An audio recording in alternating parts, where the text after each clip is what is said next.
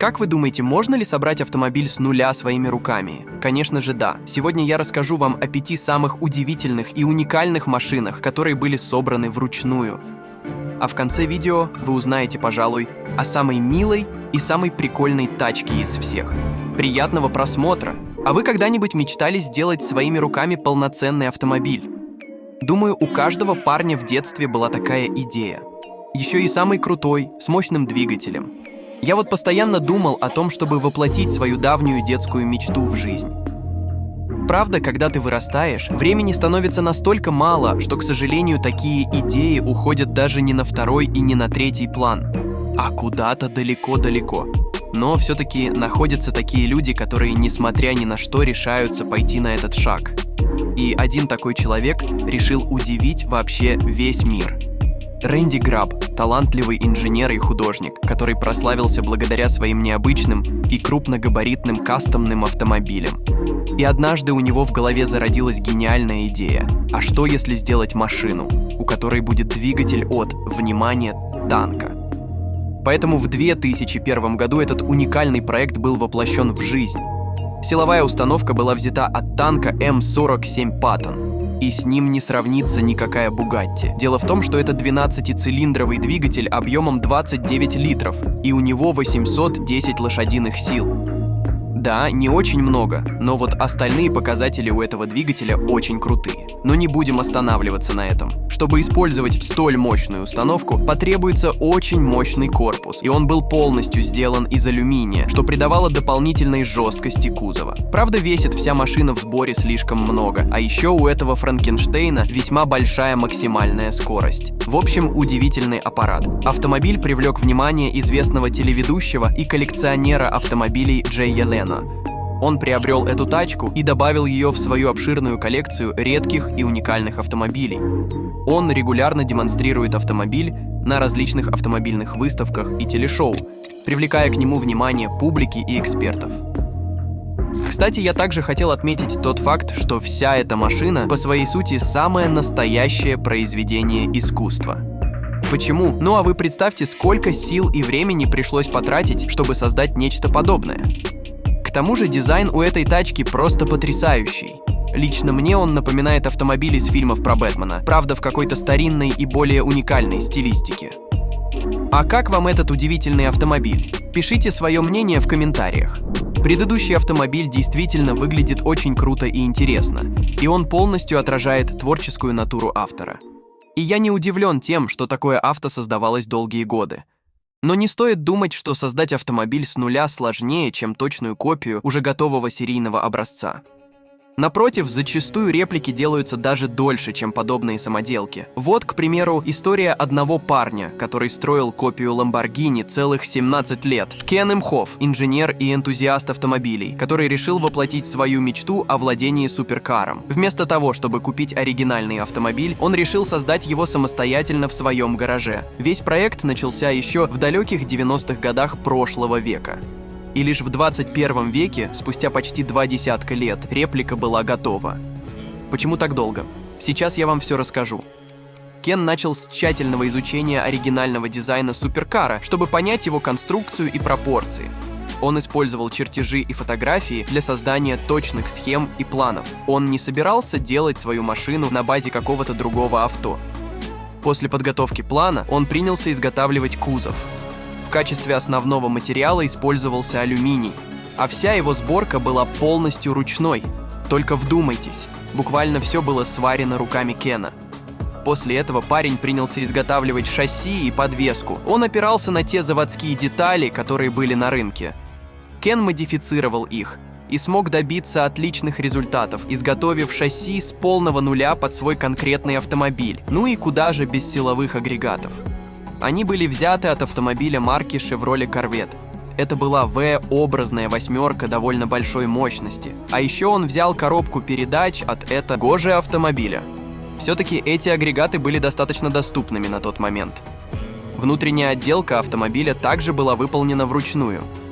Кен использовал высококачественные материалы для создания салона, который соответствовал стилю и уровню оригинального Lamborghini. После 17 лет упорной работы и множества трудностей Кен завершил свой проект.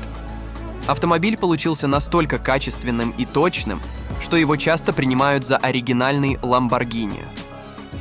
А само завершение проекта стало не только личным достижением для Кена, но и вдохновением для других энтузиастов и инженеров. Автомобиль был продемонстрирован на нескольких выставках, где вызвал восхищение и уважение как среди профессионалов, так и среди любителей. Проект Кена Имхофа получил широкое признание за его внимание к деталям, инженерное мастерство и невероятную настойчивость. И я прекрасно понимаю всех этих людей, ведь даже взглянув на фото, появляется ощущение, что эта тачка точно сошла с конвейера. А ведь она сделана полностью вручную. И я очень рад тому, что подобные люди продолжают создавать подобные удивительные проекты. Быть может, и я когда-нибудь создам нечто подобное. Кажется, что в нашем мире вполне возможно встретить тех самых злых и гениальных ученых, которые где-то в подсобке разрабатывают план по захвату мира. Почему я так считаю? А вы посудите сами, если есть люди, которые могут спроектировать и воплотить в жизнь свой собственный автомобиль, то найдутся и более странные ребята. Как, например, наш следующий герой – Джо Хармс, инженер и дизайнер из Северной Каролины, США. Он получил образование в области промышленного дизайна и имел значительный опыт работы с различными материалами. Хармс всегда был увлечен автомобилями и инновациями, и однажды он решил сделать нечто уникальное. Он очень любил такой замечательный материал, как дерево, и решил использовать его для создания новой машины. Да-да, я когда услышал об этой удивительной истории, тоже был немного в шоке. Но его идея была полностью воплощена в жизнь. Сама задумка о таком автомобиле у Джо появилась еще во время учебы в университете. Он хотел продемонстрировать возможности дерева как строительного материала для автомобилей. Сам проект начался в 2008 и продлился 7 лет. В течение этого времени Джо работал над проектом в своей мастерской, экспериментируя. Хармс начал с создания чертежей и моделей будущего автомобиля. Он тщательно продумывал конструкцию, учитывая особенности дерева как материала. После этого он принялся за изготовление каркаса. В его основу легли разные породы древесины, например, дуб, клен и бальза. Эти материалы были выбраны за их прочность, легкость и гибкость. Хармс использовал сложные техники склеивания и ламинирования для создания прочного и легкого каркаса. Кузов автомобиля был спроектирован с учетом аэродинамических требований. Хармс использовал тонкие деревянные панели, которые он гнул и склеивал для создания обтекаемых форм. Внешняя поверхность была отполирована и покрыта защитным слоем. Подвеска и шасси автомобиля также были изготовлены с использованием деревянных компонентов, усиленных композитными материалами. Это позволило достичь необходимой прочности и гибкости конструкции. В качестве силовой установки использовался очень мощный 700-сильный двигатель с турбонаддувом. А интерьер был сделан с использованием дорогих пород дерева, вставок из натуральной кожи и других интересных решений. В общем, парень очень сильно заморочился над своей идеей. Весь проект получил название Splinter, и спустя 7 лет авто было протестировано на дорогах. Там он показал поразительные характеристики. Машина из дерева смогла достичь скорости, внимание, в 240 км в час. Я просто в шоке, ведь даже на обычной тачке страшно приближаться к таким скоростям, а тут полностью экологичное чудо из дерева. Просто ужас. А что по реакции общественности?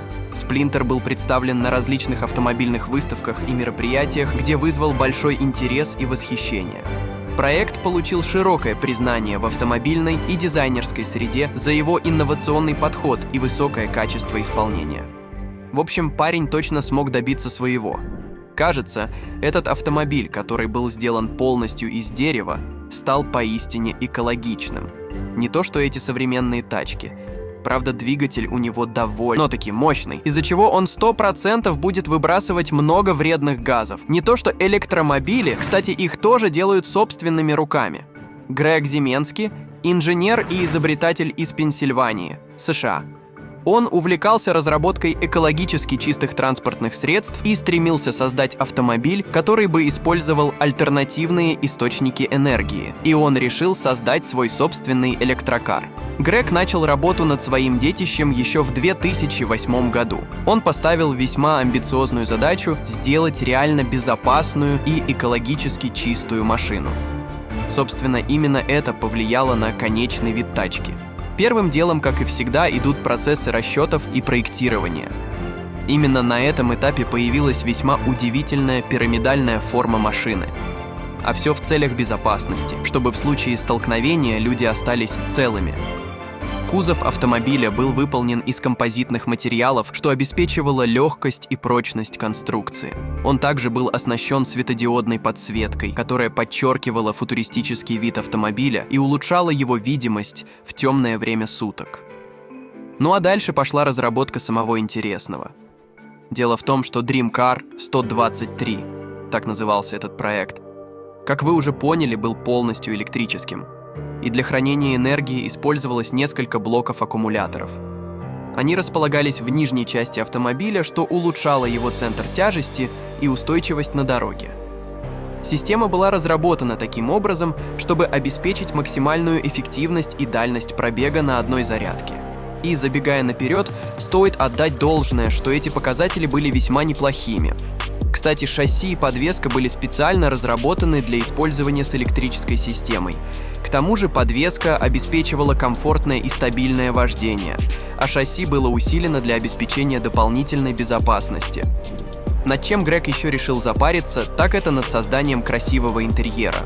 Он был выполнен с учетом современных требований к комфорту и функциональности. Грег использовал высококачественные материалы и встроил в автомобиль современные системы управления и информационно-развлекательные технологии. В общем, получилось весьма неплохо. Лично я с радостью прокатился бы на такой машине. После нескольких лет разработки и строительства Dream Car 123 был завершен и протестирован. Автомобиль показал отличные результаты в плане безопасности и производительности. Он мог проехать до 240 километров на одной зарядке, что было значительным достижением для электрических автомобилей того времени. А еще машина сразу же привлекла внимание СМИ и общественности. Почему? Все благодаря уникальному дизайну и интерьеру, а также за счет инновационных решений в проектировании этого авто. Сам проект был представлен, как и предыдущие экземпляры, на различных выставках и мероприятиях. И, естественно, людям очень нравился столь удивительный и в своем роде ценный экспонат. Кстати, многие также отметили большой вклад Грега в развитие строительства электрокаров. Проект Dream Car 123 сделал важный шаг в развитии технологии строительства подобных авто, а также продемонстрировал возможности альтернативных источников энергии. Он показал, что даже небольшие и независимые изобретатели могут внести значительный вклад в развитие автомобильной индустрии и экологически чистых технологий. И, как мне кажется, те, кто так говорит, действительно правы. Ведь примерно в это самое время и начали зарождаться полноценные электрички от крупных и именитых компаний. Вполне возможно, прямо сейчас Грег работает на какую-то крупную фирму. Или даже обладает патентами, которые приносят ему немало денег. Ведь именно его знания и идеи сделали настоящую революцию в автомобильном сообществе. А вот последняя самоделка на сегодня заставит пустить слезу ностальгии всех тех, кто знает такого замечательного персонажа, как Кот Леопольд. Наверняка, если вы родились хотя бы в 2000-х, вы застали этот прекрасный мультик. Так вот, я тоже его видел. И я помню, какой интересной и смешной была машина у главного персонажа. И в каком же я был шоке, когда узнал, что кто-то создал ее в реальной жизни. В общем, один советский ученый и инженер решил создать нечто уникальное. И у него получилось вот это милейшее чудо. Это уникальная машина с откидной крышей, которая была сделана из всего, что только было под рукой. А в те года, когда ее конструировали, под рукой были только запчасти от старых советских машин.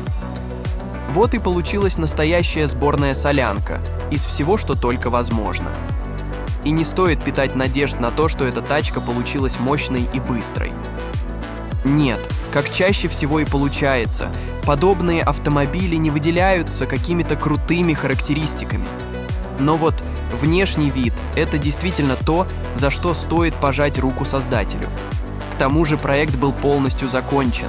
Машина даже юридически оформлена. А это весьма сложно сделать в случае с самоделками. Жаль, конечно, что эта тачка только в единственном экземпляре. Я бы тоже такую себе приобрел бы. А как вам моя подборка?